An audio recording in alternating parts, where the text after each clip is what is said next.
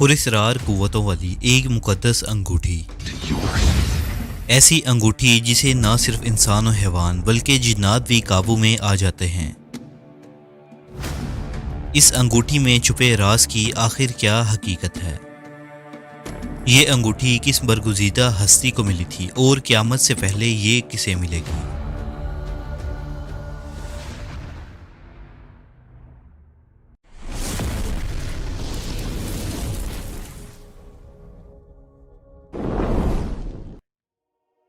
अल्लाह के पैगंबर हज़रत सुलेमान अलैहिस्सलाम को अजीम मुकाम व मंज़िलत से नवाजा गया था। आप ना सिर्फ अल्लाह के नबी बल्कि ज़मीन के वसी सल्तनत के मालिक थे। तमाम मखलूक़ात, इंसान, जानवर, चरिंद परिंद और जिन्नात आपके ताबिया व फरमाबरदार थे और आपका हुक्म तस्लीम किया करते थे। हज़रत सुलेमान अलैहिस्सलाम को हवा अपने कंधों पर उठाकर चलती थी और आपका तख्त हवा पर परवास किया करता था। इसी तरह अल्लाह ने आपको बहुत सारे मोजज़ात अता फरमाए थे। मसलन आप जानवरों की बोलियां समझते थे और आपके पास जिन्नात का एक अजीम लश्कर था।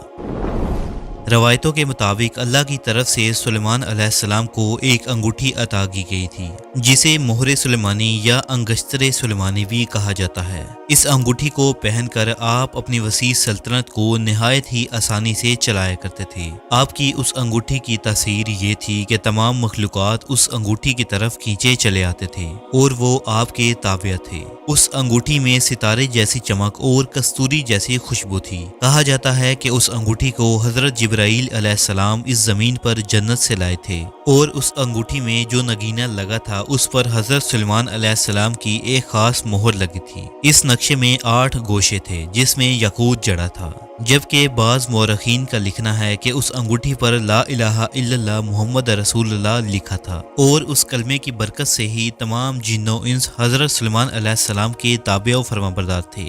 आप अपनी हुकूमत के तमाम मामलात उसी अंगूठी के जरिए चलाया करते थे।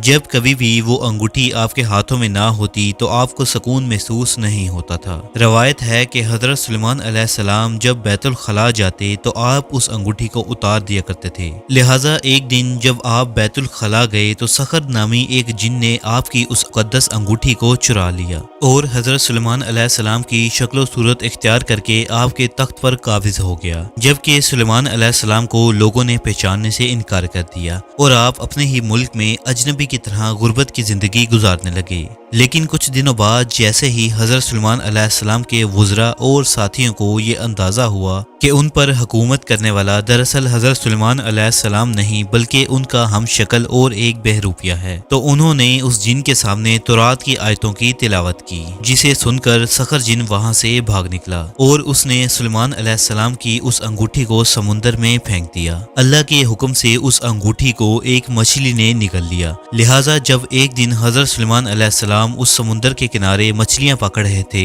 तो वही मछली आपके जाल में फंसी और जैसे ही सुलेमान अलैहिस्सलाम ने उस मछली का पेट चाक किया तो फौरन उस अंगूठी को पा लिया। लिहाजा आपने उस अंगूठी को अपनी उंगली में डाल लिया और इस तरह सुलेमान अलैहिस्सलाम को दोबारा हुकूमत और बादशाहत वापस मिल गई। हुकूमत संभालते ही आपने सबसे पहले ये हुक्म दिया कि उस सखर जिन को जो एक सरकश मखलूक है जहाँ कहीं भी हो गिरफ्तार करके लाओ। लिहाजा उसे कैद कर लिया गया और फिर हज़रत सुलेमान अलैहिस्सलाम ने उसे लोहे के संदूक में बंद कर दिया और उसमें कफल लगाकर उसे समुंदर की गहराइयों में फेंक दिया। क़यामत तक वो जिन उसी संदूक में कैद रहेगा। हज़रत सुलेमान अलैहिस्सलाम की वफात के बाद आपकी वो अंगूठी कहीं गायब हो गई और फिर तारीख में वो अंगूठी किसके पास पहुंची और कहाँ गई इसके मुतालिक कोई नहीं जानता। बाज़ उलमा इस वाक़े का इनकार करते हैं और उनका मानना है कि सुलेमान अलैहिस्सलाम की हुकूमत और बादशाहत की वजह वो अंगूठी नहीं थी बल्कि हुकूमत इन्हें अल्लाह के अपने फजलो खास से अता फरमाई गई थी।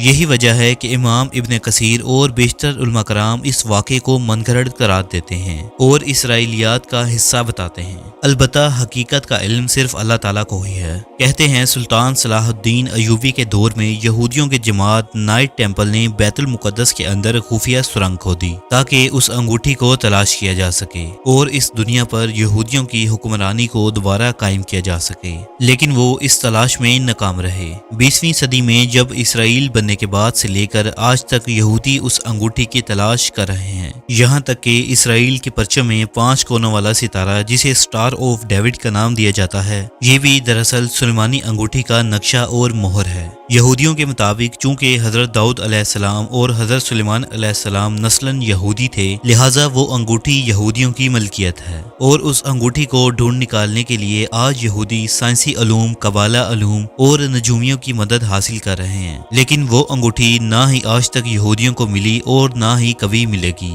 روایتوں کے مطابق قیامت کے قریب سب سے بڑے فتنے یعنی دجال کے پاس بھی ایک انگوٹھی ہوگی، لیکن وہ سلیمانی انگوٹھی نہیں بلکہ ایک شیطانی انگوٹھی ہوگی، جس کے ذریعے دجال جادوئی طاقت حاصل کرے گا اور لوگوں کو اپنا غلام بنانے کی کوشش کرے گا۔ لہذا دجالی انگوٹھی سے مقابلے کے لیے اس وقت سلیمانی انگوٹھی کا ظہور ہوگا، اور جو بھی دجال سے مقابلہ کرے گا، علماء کے مطابق سلیمانی انگوٹھی اسی شخص کے پاس ہوگی اور آخر میں فتح اسی شخص کے مقدر میں ہوگی۔